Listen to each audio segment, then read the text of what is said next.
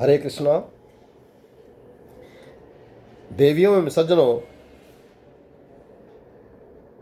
श्रीमद् भागवत महापुराणम वेद व्यास जी के द्वारा संकलित रचित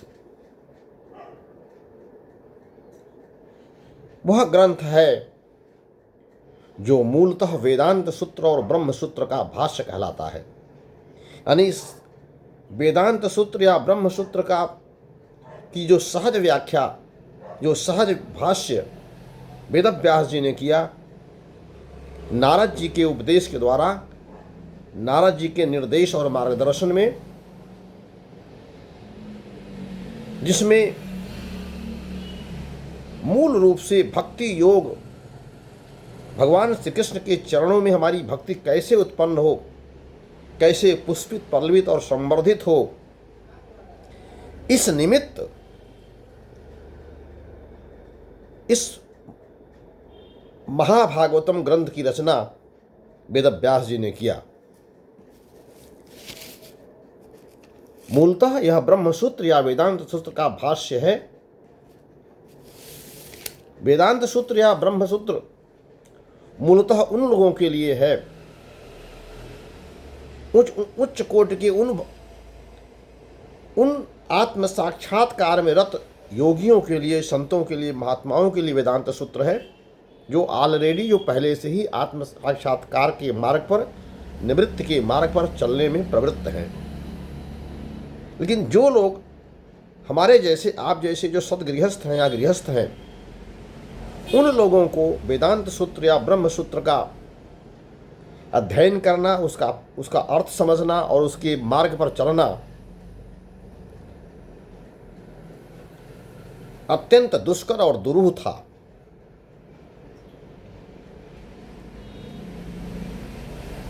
नारद जी द्वारा हमारे जैसे, आप जैसे जन सामान्य के लिए भगवान की भक्ति में नियोजित करने का सरलतम उपाय क्या हो सकता है, इसको दृष्टि में रख करके वेद व्यास जी को प्रेरित किया गया कि वह एक ऐसे ग्रंथ की रचना करें जो अब तक उनके द्वारा रचे गए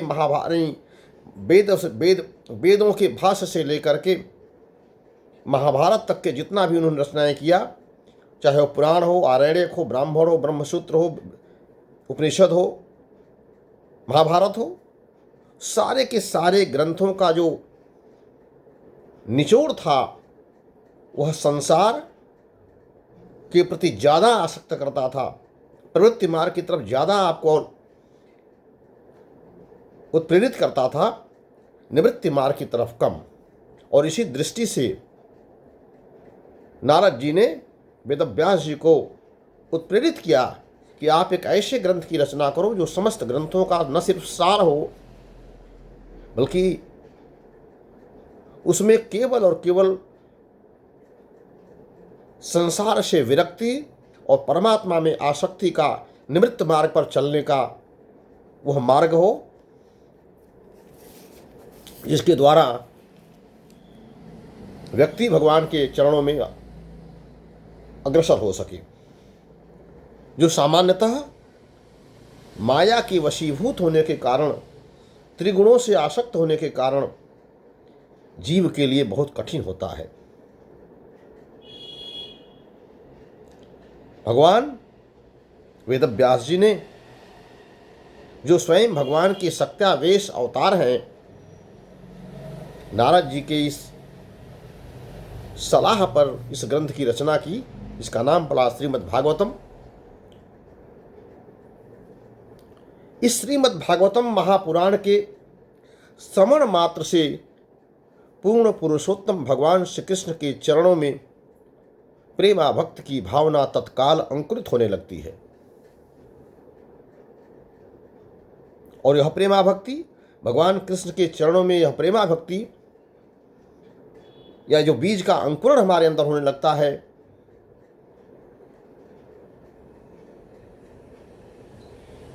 उससे हमें क्या लाभ होता है, भगवान की भक्ति करने का हमें क्या फायदा है।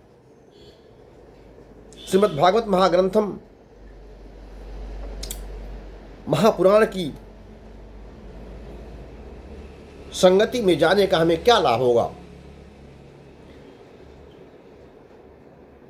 तो इसका बहुत ही सटीक और सुंदर उत्तर उसी श्रीमद् भागवत महापुराणम के प्रथम स्कंध अध्याय 7 के श्लोक संख्या 7 में वेद व्यास जी स्वयं बताते हैं और कहते हैं कि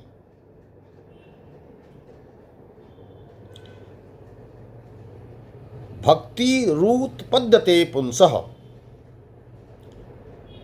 शोक मोह भयापहा यस्याम वै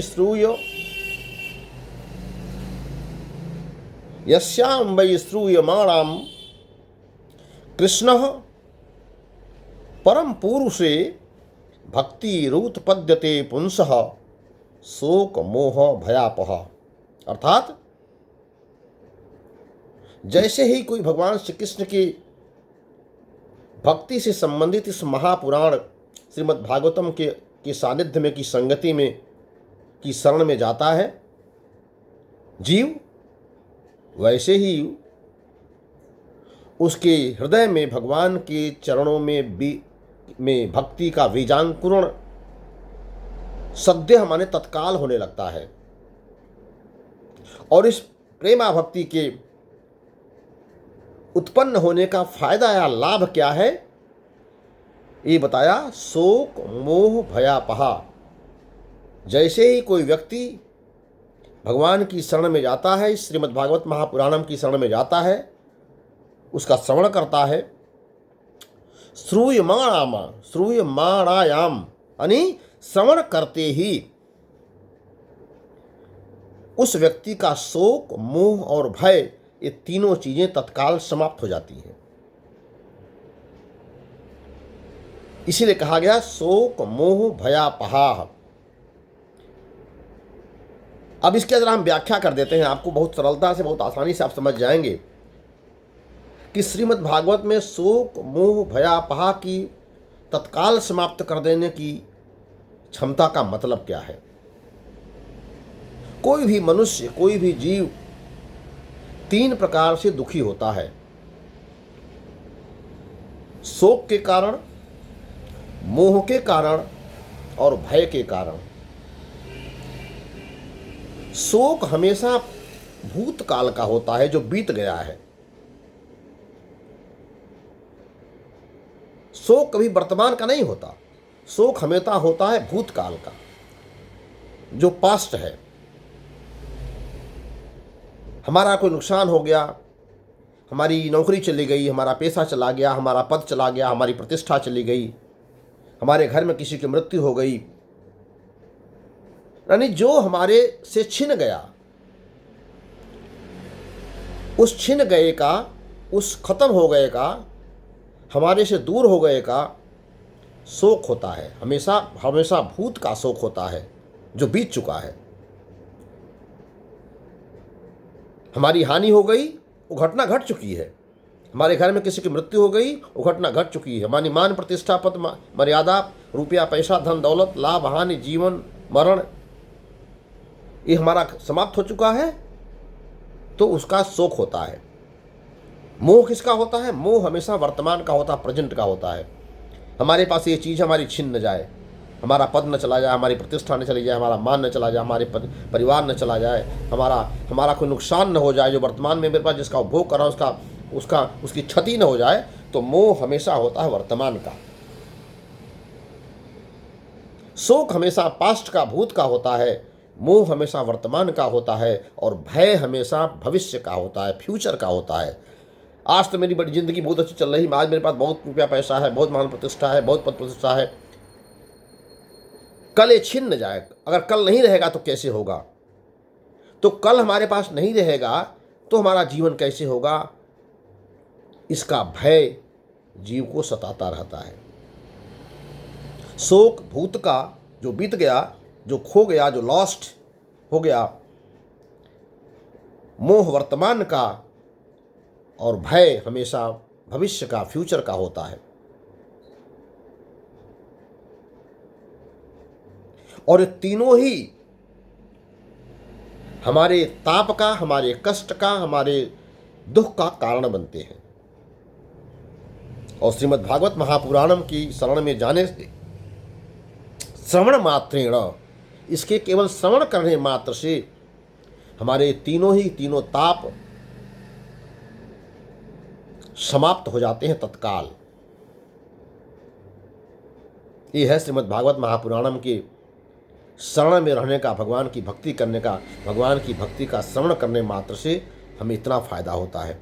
और यदि हम इसको कंटिन्यूअसली हम भगवान की भक्ति करेंगे तो हमें कितना फ़ायदा होगा, लौकिक जगत का, पारलौकिक जगत का, इस जगत का और उस जगत का, इसकी आप कल्पना भी नहीं कर सकते।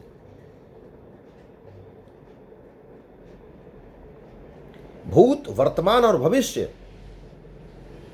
जिसको हम अंग्रेजी में हम पढ़ते थे, हम लोग टेंस कहते थे, काल कहते थे, यही काल है, इसी समय कहते हैं।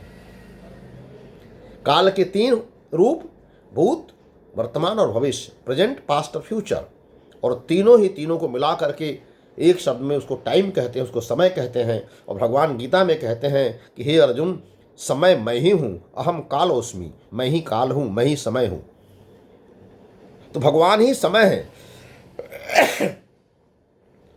और ये तीनों ही समयों में जो आपको कष्ट मिलने वाला है, शोक, मोह और भय के माध्यम से, उन तीनों का शमन करने का एकमात्र उपाय, अगर कोई एकमात्र कोई उपचार है तो उस उपचार का नाम है, उस निदान का नाम है